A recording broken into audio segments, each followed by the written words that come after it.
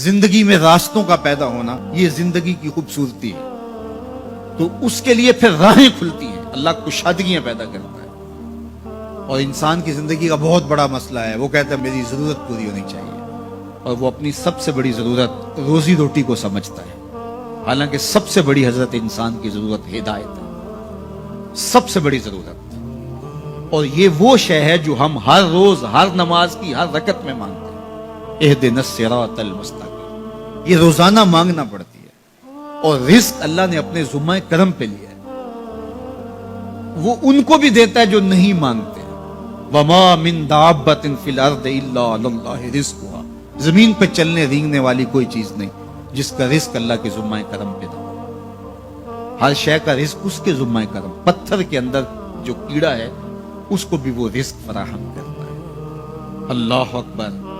ہم تو کاروبار پہ جا رہے ہوتے ہیں، ہماری تو فیکٹری ہوتی ہے، ہماری تو ملازمت ہوتی ہے، دفتر جا رہے ہوتے ہیں اور ہمیں وہاں رزق ملنا ہوتا ہے، لیکن پرندوں کی تو کوئی فیکٹری نہیں ہوتی، ان کا تو کوئی دفتر نہیں ہوتا، جب صبح چلتے ہیں تو خالی پیٹ ہوتے ہیں، کبھی بھوکے نہیں آئے۔ بن توکل پنچھی اڑ دے، خرچ نہ پلے زیرا ہو، کوئی خرچ نہیں لیتے، کوئی راس المال نہیں ان کے پاس ہوتا، کوئی ایک دن پہلے بکنگ نہیں کروائی ہوتی، کوئی فیکٹری نہیں ہے، کوئی دفتر نہیں ہے، لیکن کبھی بھی خالی نہیں آئے۔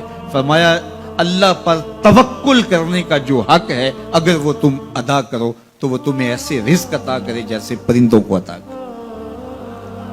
تو یہ بات ذہن میں رکھیے گا کہ رزق اللہ کا ذمہ کرم ہے، اس کے لیے ہمیں یہ حکم دیا ہے کہ ہم کاوش کریں، اس کے لیے راستے ڈھونڈیں، لیکن اس کو اپنے اوپر طاری کر لینا یہ دانشمندی نہیں ہے۔ تو اس لیے سب سے بڑی ضرورت حضرت انسان کی ہدایت۔ اب اگر تقوی اختیار کر لے بندہ تو پھر یہ سب سے بڑا مسئلہ جو انسان نے خود سمجھا ہوا ہے یہ خود بخود حل ہو جاتا ہے۔ وَمَن يَتَّقِ اللَّهَ يَجْعَل لَّهُ مَخْرَجًا، جو اللہ سے ڈرنے لگ جاتا ہے اللہ راستے کشادہ کر دے گا۔ وَيَرْزُقْهُ مِنْ حَيْثُ لَا يَحْتَسِبُ، اللہ اس کو وہاں سے رزق دیتا ہے جہاں اسے گمان بھی نہیں ہوتا۔ یہ تقوی کا عملی نتیجہ ہے، اور یہ وعدہ میرا نہیں ہے، یہ وعدہ میرے رب کا ہے، اور اللہ کے وعدے سچے ہیں۔ یہ کسی مفکر نے، یہ کسی معاشیات کے ماہر نے نہیں بتایا کہ تم یہ کرو گے تو یہ نتیجہ ہوگا۔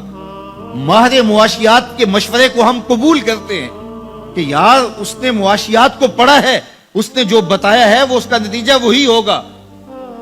یہ جس نے معاشیات کو پیدا کیا ہے، جس نے رزق کو پیدا کیا ہے، یہ اس کا وعدہ ہے، اگر تم اس سے ڈرنے لگ جاؤ گے تو وہاں سے رزق دوں گا جہاں تمہیں گمان بھی نہیں ہوگا۔ تو یہ تقوی کا عملی نتیجہ ہے۔ تو اللہ کے محبوب علیہ الصلوۃ والسلام نے ارشاد فرمایا میں تمہیں تقوی کی وصیت کرتا ہوں، یہ تیرے تمام امور حیات کے لیے خیر و برکت کا ذریعہ ہے، تیری زندگی میں جمال پیدا ہوگا، حسن پیدا ہوگا، تیری دنیا بھی، تیرا دین بھی، تیری معاش بھی، تیری معاشرت بھی، سب میں خوبصورتیاں آ جائیں گی اگر تو اللہ سے ڈرنے لگ جائے۔ جو اللہ سے ڈرتا ہے پھر وہ کسی سے نہیں ڈرتا، اور اللہ سے ڈرنے اور اللہ سے محبت کرنے اور تقوی اختیار کرنے کا نتیجہ یہ ہوتا ہے کہ انسان پھر لا خوف علیہم ولا ہم یحزنون کی عملی تصویر بن جاتا ہے۔ اچھا، یہ ایک جامع بات تھی جو حضرت ابو ذر رضی اللہ تعالیٰ عنہ کو حضور نے بتائی، لیکن ان کی طلب تھی، موقع ملا تھا حضور کی چوکھٹ پہ حاضری کا، تو دامن طلب پھیلایا تھا، تو کہا اب مانگ رہے ہیں تو پھر کم کیوں مانگیں ہیں، آج وہ مائل بعطا اور بھی کچھ مانگ، تو آج پھر جھولی پھیلا لی اور کہا زدنی یا رسول اللہ صلی اللہ علیہ وسلم، حضور یہ تو عطا کیا لیکن مجھے کچھ اور بھی ارشاد کیجیے، میری جھولی میں کچھ اور بھی ڈال دیجیے۔ تو آقا کریم علیہ الصلوۃ والسلام نے ارشاد فرمایا علیک بتلاوت القرآن و ذکر اللہ، میں تمہیں دو چیزیں بتاتا ہوں، ایک تو قرآن مجید کی تلاوت کو معمول زندگی بنا لو، اور دوسرا اللہ کا ذکر یہ اپنی زندگی میں اتار لو۔ جب تم قرآن مجید کی تلاوت اور ذکر الہی شعار حیات بنا لو گے تو آسمان میں تیری باتیں ہوا کریں گے، اور زمین میں تیرے لیے روشنیاں پھیل جائیں گی، یہ تیرے لیے زمین میں نورانیت کا سبب ہوگا اور آسمان میں تیرا ذکر پھیل جائے گا۔ قرآن مجید کی تلاوت، قرآن مجید کے ساتھ شغف پیدا کیجئے اور اپنی زندگی کو قرآن مجید کے ساتھ جوڑ لیجئے۔